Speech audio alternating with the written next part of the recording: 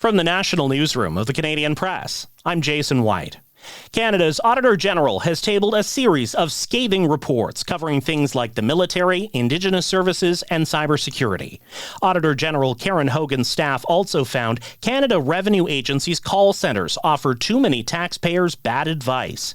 Hogan says her office called those contact centres for 4 months this year with general questions. We found agents' responses to individual tax questions were accurate only 17% of the time. And business tax or benefit questions were accurate just over half of the time. She also says taxpayers waited an average of 31 minutes to reach a CRA rep by phone. That's more than double the agency's service standard. Statistics Canada says grocery prices went up 4% in September compared with the same month a year ago, despite the government removing counter tariffs on U.S. goods. University of Guelph food economist Michael von Massow says it'll take time for price decreases to reflect in some shelf-stable grocery items. Coffee, as an example, it comes in, it gets roasted, it gets packaged, it sits on a store shelf, and then it's less perishable. So it'll take more time for that product that was tariffed to move through the system. StatCan says short supplies of beef and coffee are persistent factors, also fueling higher prices. General Motors says it's ending production of its Bright Drop electric delivery van made at a plant in southern Ontario. The automaker blames low demand and says U.S. tariffs were not a factor. But union leadership blames U.S. President Donald Trump's auto tariffs as well as his undoing electric vehicle supports. 2 reports out today from Parks Canada confirm lightning caused last summer's Jasper wildfire. The blaze destroyed a third of the town and forced 25,000 residents and visitors to flee in July 2024. The Assembly of First Nations says it's talking with the Vatican Museum about returning some sacred items.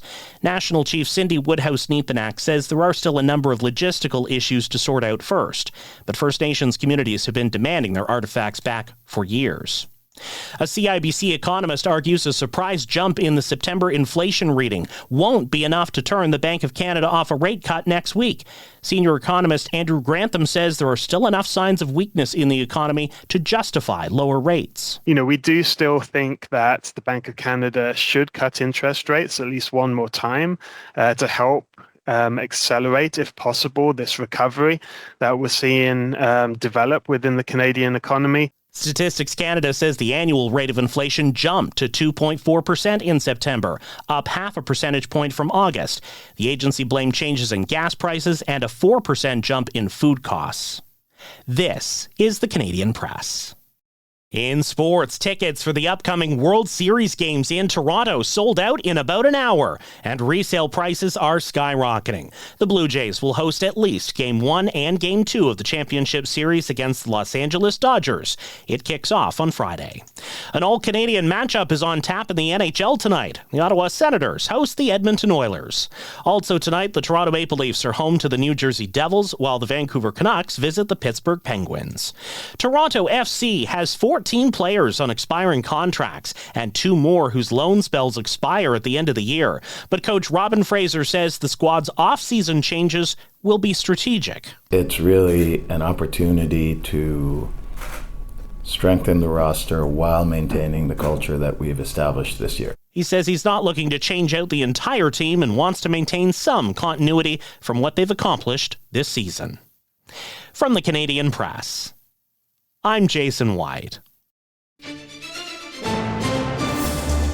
Thanks for listening. Don't forget to follow and subscribe. For more of today's top stories, visit thecanadianpressnews.ca.